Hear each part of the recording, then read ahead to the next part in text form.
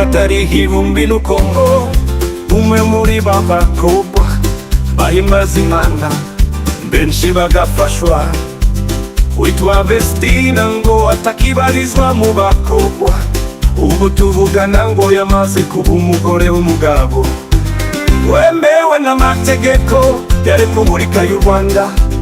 Bikaba byakozwe mu ibanga rikomeye, kuko ngonda foto nimwe yafashe. Uretse ifoto zateguwe n'abageni, ibikekwa ko yatewe n'ukongo, nawe yarongowe n'umusazi umubyaye. Bamwe bati ishyano rishinze umurizo, kuvuga batarabona wa mu misi turamurenganya. Bamwe bati ishyano rishinze umurizo, kuvuga batarabona wa mu misi turamurenganya.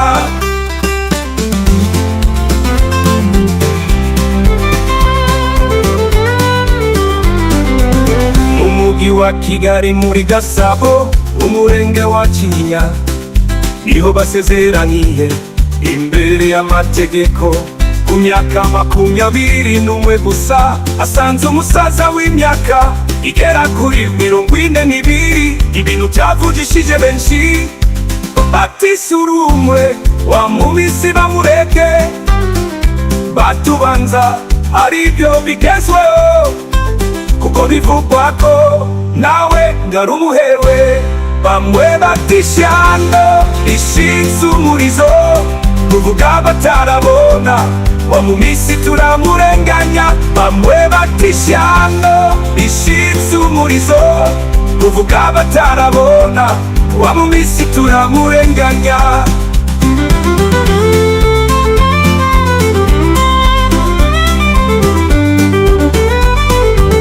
Yarongowe rero n'umugabo umunyamahanga wo muri Burkina Faso, akaba ari umushabitsi w'umuherwe. Ibintu bitakiriwe n'abakunzi be, cyane cyane abakunda gospel, ubwo bakabivuga bagendeye ku myaka ye. Akaba ari nabo yarakirangiza kwiga, ariko kandi akaba anasanze umugabo umubyaye. Bamwe bati ishyano rishinze umurizo, kuvuga batarabona wa mu misi turamurenganya. Bamwe bati ishyano rishinze umurizo, kuvuga batarabona wa mu misi turamurenganya.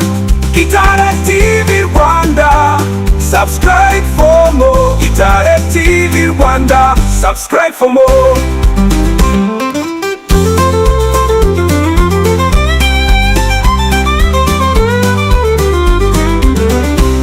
Bamwe bati ishyano rishinze umurizo, kuvuga batarabona wa mu misi turamurenganya. Bamwe bati ishyano rishinze umurizo, kuvuga batarabona wa mu misi turamurenganya.